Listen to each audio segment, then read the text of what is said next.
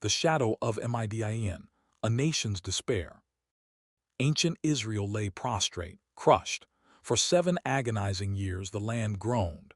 The Midianites and their nomadic allies, the Amalekites, the people of the east, swept in like a plague of locusts. From the desert they came, a relentless tide of destruction, year after year. Their camels, innumerable as the sand on the seashore, filled every valley. Their tents blackened the hillsides.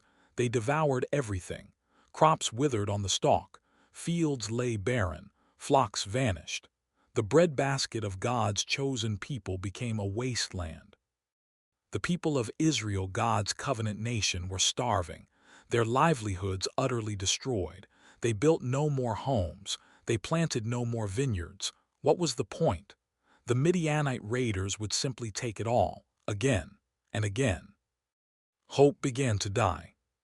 Fear became their constant companion. It stalked every village. It whispered in every home. The very land God had promised them, the land flowing with milk and honey, now rang with cries of despair. The people fled. They abandoned their towns. They carved out caves in the mountainsides. They huddled in strongholds, desperate, hidden. This was not just physical oppression. It was spiritual rot. Israel had forgotten the Lord, their deliverer. They had chased after false gods. They had bowed down to Baal and Asherah. They had forsaken the covenant. And the consequences were dire. God had warned them. Now judgment had come. Their spirits were broken, their faith shattered. Where was the God who had parted the Red Sea? Where was the Lord of hosts who had toppled Jericho? Had he abandoned them? They cried out, yes. But their cries were weak, tinged with doubt. A people brought to their knees, a nation teetering on the brink. This was the dark hour before the dawn. The calling the winepress, God's unlikely choice. In the midst of that pervasive fear, in the shadow of Midianite terror, a flicker of divine purpose ignited, not in a king's palace, not among the mighty warriors of Israel. It began in a humble winepress, a place usually meant for joy, for feasting, now a place of secret labor, of desperation. We find a man named Gideon, son of Joash, of the tribe of Manasseh, a farmer, hiding, thrashing wheat not in the open thrashing floor where the wind could carry away the chaff, but in the enclosed space of a winepress. Why? To keep his meager harvest hidden from Midianite eyes. He kept glancing over his shoulder, his jaw tight, his movements quick and small, a man not farming, surviving. Then suddenly the angel of the Lord appeared, seated under the terebinth at Ophrah, a quiet, unexpected visitation, a moment that would change everything. The angel looked at Gideon and spoke words that made no sense for this cowering farmer. "The Lord is with you, mighty warrior." Mighty warrior, Gideon stopped. The thrashing stick went still in his hands. His words came out barely above a whisper. "If the Lord is with us, why then has all this happened to us? And where are all his wonderful deeds that our fathers recounted to us?" Not bold, raw, hollow. He spoke for an entire generation. But the Lord turned to him. "Go in this your might and save Israel from the hand of Midian. Do not I send you?" Gideon's response was immediate. "O my Lord, how can I save Israel? Behold, my clan is the weakest in Manasseh, and I am the least in my father's house." The least, that is who God chose. Not the strongest general, not the most celebrated tribe, the least, in the weakest clan, in his father's house. Because God chose the least, so that no one could ever claim that the glory belonged to them. The Lord declared with absolute certainty, "But I will be with you, and you shall strike the Midianites as one man." Testing the waters, faith's first steps. God had spoken, but Gideon was a man of the earth, a farmer prone to doubt. The weight of saving a nation, it was too heavy for him alone, so he asked for a sign. "If now I have found favor in your eyes, then show me a sign that it is you who speak with me." He offered a meal, meat and unleavened cakes. The angel of the Lord touched the offering with his staff. Fire erupted from the rock, consumed everything in an instant. Then the angel vanished. Gideon's knees buckled. He grabbed the edge of the stone. "Alas, O Lord God, for now I have seen the angel of the Lord face to face." He truly believed he would die. But the Lord spoke, "Peace be to you. Do not fear, you shall not die." His first step of faith, building an altar there, he called it "The Lord is Peace." He had seen God, he had heard God, but the doubt lingered. The Midianites were vast, his resources meager. Then came the audacious command. That very night, tear down the altar of Baal, cut down the Asherah pole, build a new altar to the Lord, sacrifice his father's bull using the wood of the Asherah pole as firewood. This was a direct challenge to his family, to his community, to the pervasive idolatry that had brought Israel to its knees. Gideon understood the danger, so he did it in the dark, with 10 servants, quick, quiet, no announcement. The next morning the townspeople awoke. They saw it all: the Baal altar desecrated, the Asherah pole splintered, a new altar in its place. "Who has done this thing?" The trail led straight to Gideon. They demanded his life. "Bring out your son that he may die, for he has torn down the altar of Baal." But Joash, Gideon's own father, turned and faced the crowd. "Will you contend for Baal, or will you save him? If he is a god, let him contend for himself." A defense no one expected, from his own father. This act of tearing down the idols, it was a line drawn in the dirt, a declaration that the false gods were finished. But Gideon still needed more. He put out a fleece of wool on the thrashing floor. "Let there be dew on the fleece alone, and on all the ground let there be dryness." The next morning he wrung out a full bowl of water from it. Then the reverse: "Let the fleece be dry, and on all the ground let there be dew." Again God complied. God in his patient grace met Gideon exactly where he was, not where a great warrior should be, where a frightened farmer actually was. These were faith's first steps, trembling, small, but real. The gathering of the faithful, God's army assembles. The signs were clear. The Baal altar was down. Gideon blew the trumpet, a shofar blast, across the hills of Manasseh, through the valleys of Asher, into the territories of Zebulun and Naphtali. The call rang out. And Israel responded. The people had suffered too long. They had hidden in fear for too many years. A flicker of hope, born from one man's trembling faith, now ignited a nation. Men left their caves. They picked up whatever weapons they had. They streamed toward Gideon. Mount Gilboa, Mount Tabor, the valley of Jezreel, these ancient lands began to stir. 32,000 men assembled. For a nation so utterly broken, that was remarkable. They looked out at the vast Midianite camp sprawling across the valley, a dark, endless sea of tents and camels and warriors.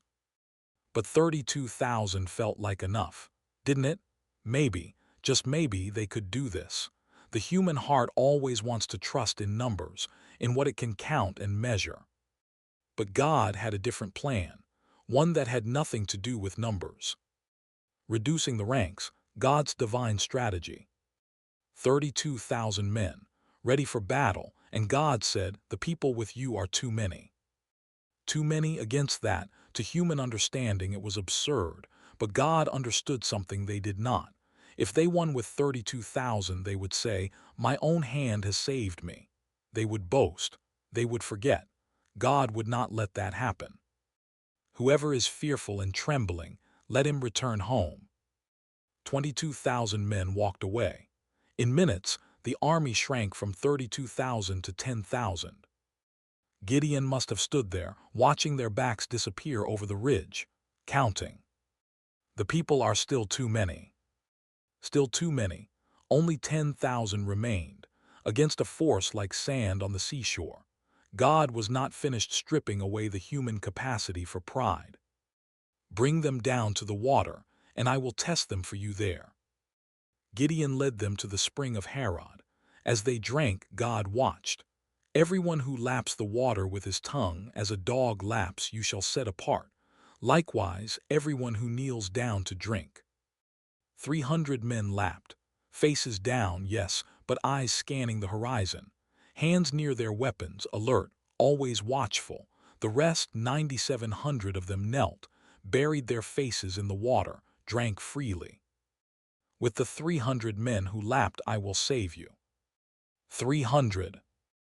Maybe you are looking at your own life right now, at odds that feel impossible, at resources that feel laughably thin, and you understand exactly how Gideon felt in this moment. Because God chose the least. He always does. Not despite our weakness, but through it. So that when the dust settles, there is no question whose hand delivered the victory. 300 men. This was not military strategy. This was a divine declaration. The victory would belong to God purely, undeniably. Night of intel, a whisper of victory. 300 men. The enemy still stretched across the valley like a dark tide. God knew Gideon's heart. He knew the fear still coiling there. So that night before the battle, he offered one more gift. Arise, go down against the camp, for I have given it into your hand. But if you are afraid to go down with Purah your servant.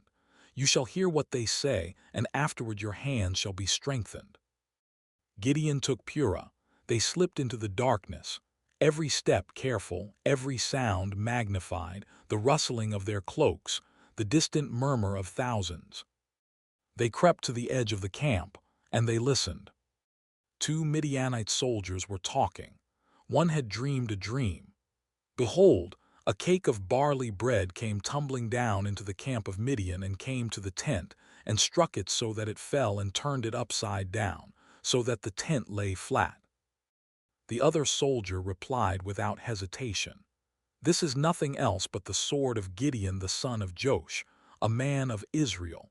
Into his hand God has given Midian and all the camp. Gideon stopped breathing. The enemy knew. God had already placed the certainty of defeat into their hearts before a single trumpet was blown. Gideon's face went to the ground. Right there, in the dark, on the edge of the enemy camp, he worshipped. And when he rose, something had shifted. The fear was still there, but beneath it something harder, certainty. He returned to his 300, his voice steady, his eyes clear. Arise, for the Lord has given the camp of Midian into your hand.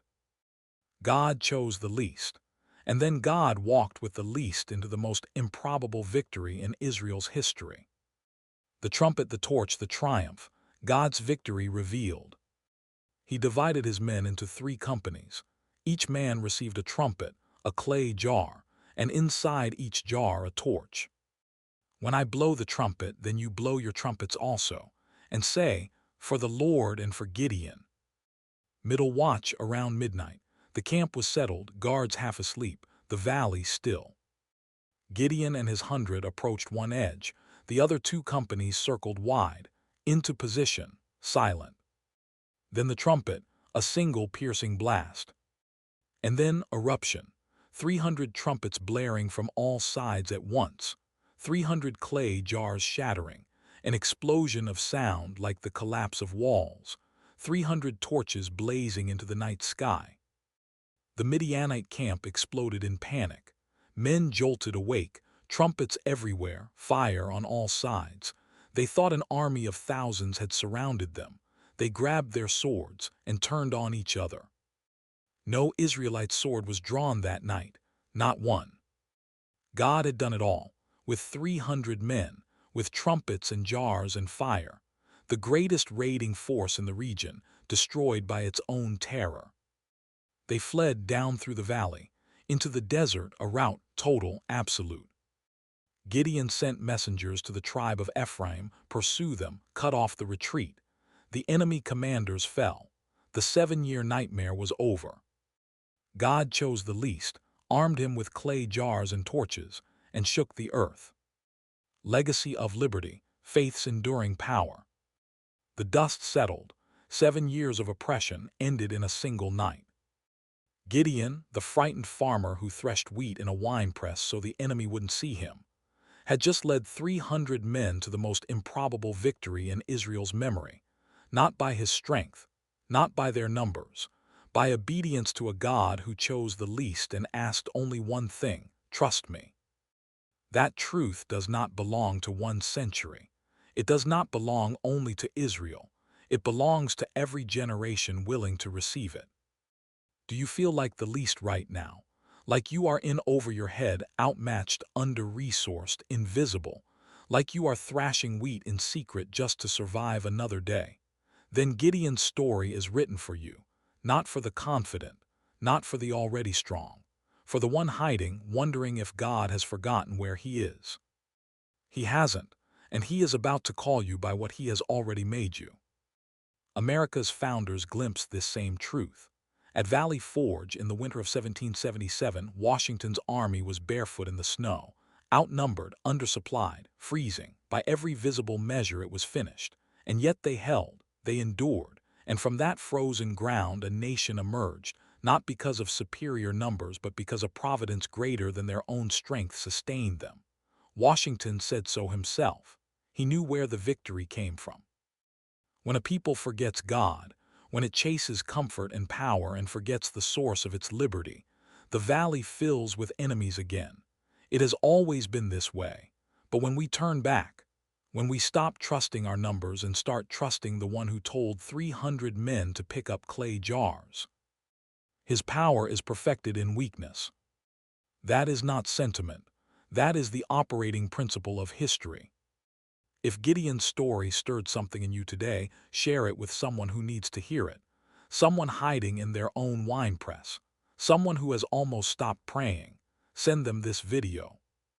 And leave your answer in the comments below.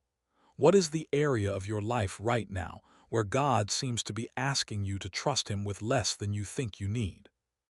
Let's talk about it together. God bless you, and God bless America.